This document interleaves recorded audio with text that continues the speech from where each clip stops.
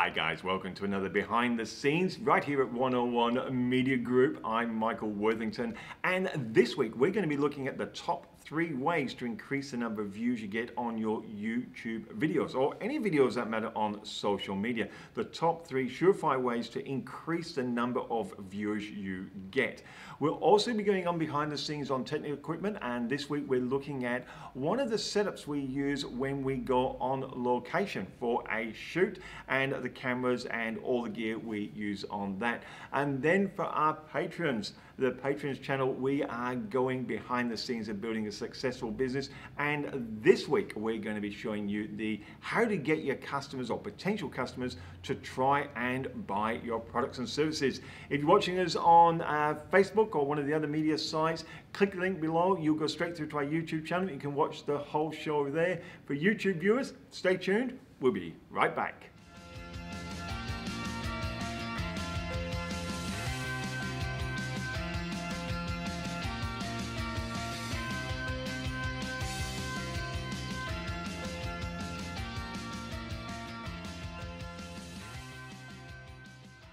Hi guys, and welcome to Behind the Scenes. Yes, Michael Worthington, and this week we are talking about the top 3 ways to increase the number of views on your YouTube videos. And after that, then we're going to go and have a look at one of our camera setups that we use on site and in the studio. But first off, getting views on your YouTube videos. Now, a lot of people coming from traditional marketing, especially online marketing, go straight for the tag words, the hashtags and all the rest of it. They don't really count for a great deal on YouTube. On YouTube, it's a little bit like looking at a magazine cover. You know, you're in the shops and you're queuing up to pay for your groceries and the magazines are sitting there. The first thing that really catches people's eye, and it's been proven over and over again, is the picture. The guys put the pictures on the front. They spend a lot of time deciding what the photograph is going to be on the front of the magazines. Whether they're ladies' magazines, whether they're car magazines, whether they're cooking, whether they're woodworking, doesn't matter. It's the photo. And it's exactly the same on YouTube. Almost 50% it counts for to have the right, what we call thumbnail. That's the little picture. So you type in for a search and you get a list of little pictures that come up with a bit of a title and so forth alongside. But the first thing that will catch your attention will be the picture itself, or the thumbnail itself. So I would be saying that if you really want to increase your views, your click-through rates, to attract people's attention, this is where it begins, is with the thumbnail. Put a little bit of thought into the photograph or the graphic that you're putting in there, and see if the graphic tells a story. Is it intriguing? What is that about? And does it relay what you're trying to convey in your actual video? Now, the next thing on a magazine that's going to catch your attention, or a newspaper or anything like that, we're talking traditional marketing tactics here, works beautifully on YouTube, is the headline. You're trying to go for a headline between 5 and 8 words. Nothing too long, but it's got to be punchy, got to be catchy. You know, I was talking to Gerard from Business Warriors today. We're discussing just this, how important the headline is going to be. So thanks, Jared. You actually even reminded me of a couple of things I'd forgotten. So check Jared out and Business Warriors, get some great advice on online marketing there. So the headline. So you've seen the picture, you've seen the headline, you're kind of going, that's interesting. Now it's the next 2 lines. Now, where do they come from? Is in your description. So when you post a video on YouTube, you do your headline, your title it's called, so that's what we call the headline, and then you get a description. And so many people start what I call waffling on their description. There's no real grab.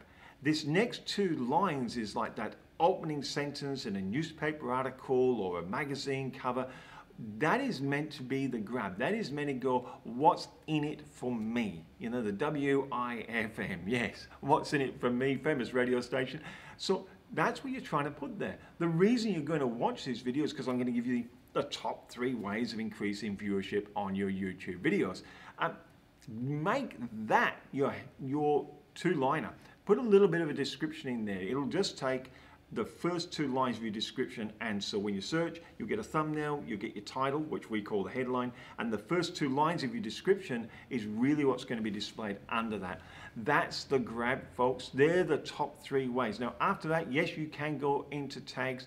Make sure your description's got some keywords. Make sure your tag is actually, relevant to what you're doing. You're not doing any clickbait stuff.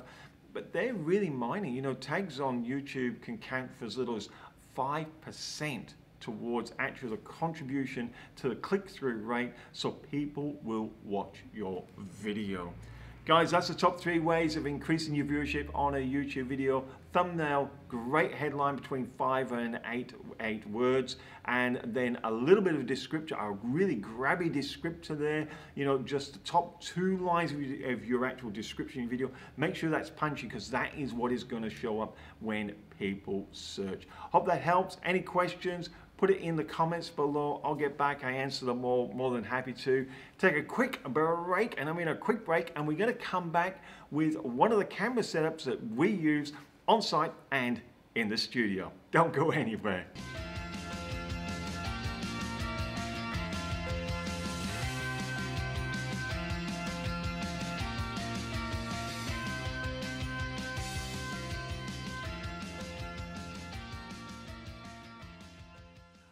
Hi guys, and welcome back. Well, I said I was going to show you one of our camera rigs. Look, I've just connected a couple of our sidearms to it. It's got the camera cage. This is a GH4 camera. So the screen's on the back, so we can actually do our touch focusing on there. And I'll put a link to GH4s and that. And I actually stick with GH4s. I haven't upgraded to GH5s. I think the difference for the money isn't kind of worth it. And if you want to know about that, I'll put a link to one of my videos of why I've done that. But the cage is great, got a handle on the top so we can actually take it and use it like this. I use this on a rig, so when I'm taking it out, this one here is going to take a 7-inch monitor, 4K 7-inch monitor. Sitting over here is going to be our Zoom H6. This is where we get our audio from.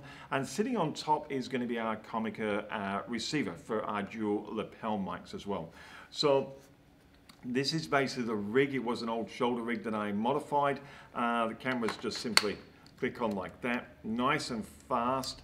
And straight away I can even get a bit of a shoot just like this without even doing too much trouble at all. I've got extension arms on here if I want to put the extension arms on the back and then put the shoulder. So I just keep this on here just for looks, but you can imagine once I've got a center, I can just take it like that. So first thing is what we do, I'm just going to put it down. This is the Comica receiver. So with the handle on top, that will just simply click on top here, guys, and we just tighten that down. Now what I want to do is all our audio, we want to control it pretty well. So we can control volumes. I'll do another video on the Comica. There's a few videos out there on the Comica receiver. I'll put a link below to some of the guys that I think do really good reviews on these. We have found this thing bulletproof. It is absolutely brilliant. So that's how we rig this. Next thing we're going to put on here, I'm just going to put that down for a second, is the Zoom H6. This is a trusty old Zoom H6, and I'm just going to put this, I hope you can see.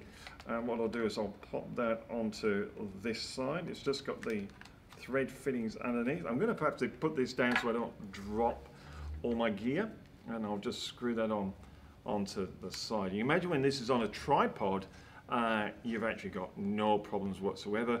The shoulder rig actually does balance the weight out. When we put the extension arms on the back here, I can actually use it as a shoulder rig as well. Make sure everything's nice and tight and secure.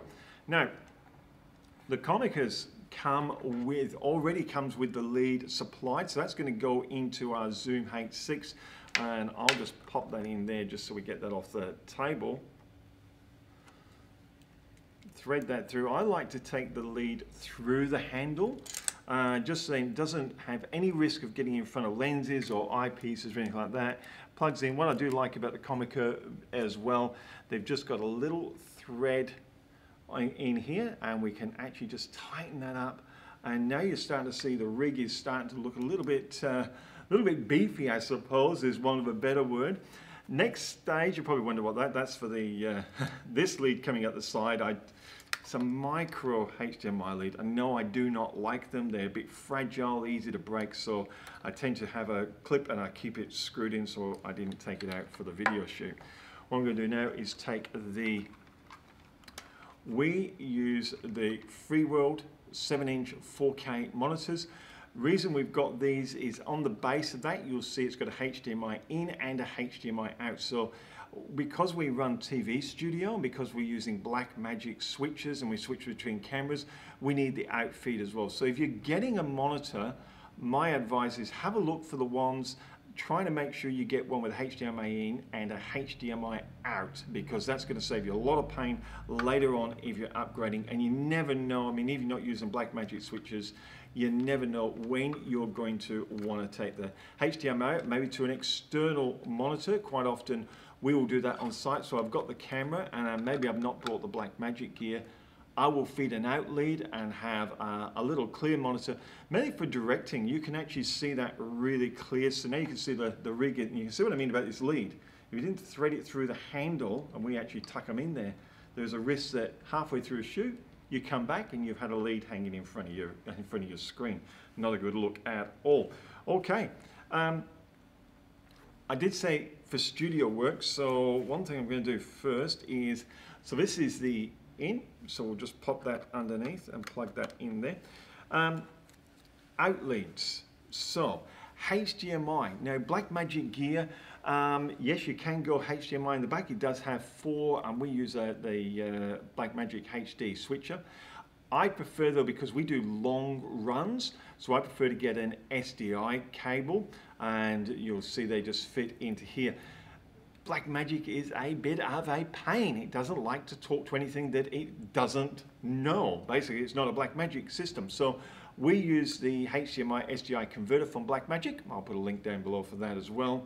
That sits on a little bracket behind us, sitting in there, and then we can just plug the out in. If I can do this by feel, click it into there. Now, these are a powered unit, so you've got to have a powered unit. We use these little babies. I can tell they're just a power brick running on USB. So that's the USB there, and the actual lead does come with the brick itself. So it's got the little fitting on the end there, the micro fitting and the USB fitting. So when you charge it, you simply put it in there, put that into a USB cable or your computer or whatever, and it will actually charge the brick up. Other than that, reverse the system, plug the little micro USB into the HDMI. I'm going to show you, I'm just going to plug it in here so you can see that it lights up, and it's actually powering the HDMI switcher. I run an SDI lead from that now. You can run quite a few hundred meters of SDI leads straight back into the television studio. So that means you can put that out of the way, run your cameras if you want, run all the SDI leads around. This thing will power the HDMI converter, and that way you'll get really nice clean signals going through. So guys, that is our rig. That would be a typical very simple rig we would use. We could take that out with us. It may look clumsome, but it's quite well balanced. You can see I'm just holding it in one hand.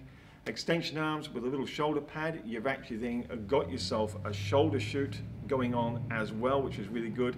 All we do there is adjust this arm, as you can imagine, so the monitor is well at the front. So when I do this, my monitor is actually sitting out here and I'm actually looking at that monitor, not the back of the screen. The other thing I'm doing in the back of the screen is touching it for vision. In the studio, we don't have to worry. We just mount that now onto a tripod, standard tripods, and you're way to go. So that's the gear we use for a very simple setup. Very cost-effective setup, terrific sound, terrific visuals on there. You're interested in the lens I'm using, I'm pretty sure. What have I put on this one? This is a 12 to 35 millimeter, and it'll be the 2.8 aperture on that. So that is a superb glass, really fast glass on that, and it's a lovely lens, and it can multi-purpose. So it's got a little bit of a zoom on there, being a micro 4/3. 35 mil is probably equal to 70 on a full frame camera. So it's got a nice range, like 24 to 70 would be a traditional sizing. So 12 to 35, lovely for the studio, lovely for doing those documentary running gun style shooting as well. That's our setup. If you're looking at the Comica lapels that we actually set up. That's these, there's a little belt pack. Simply click these onto people, front or back. Make sure you keep the wires out of the way. For guys, get it under the shirt. Ladies, bring it up around their collars, and we'll do a run on them how I actually do set these up in various situations. Fantastic sound. And a really easy rig for you to build and improve your video production. Hope you've enjoyed that. Look, patrons, don't go anywhere. This week on the Patreon site, so if you're not a patron, click through. It's $2 a week for patrons, and we go behind the scenes of building a successful business. This week, we're going to take your customers and show how they try and buy your products and services. So patrons, stay tuned. And the rest of you, thank you so much for watching our channel. If you haven't done already, subscribe, give us some comments, share the link, and hey, we hope you'll see you too on the Patreon channel as well. And I almost forgot to say, you know, despite all this gear, I said the most important thing to being successful on YouTube is being authentic. Dare to be you.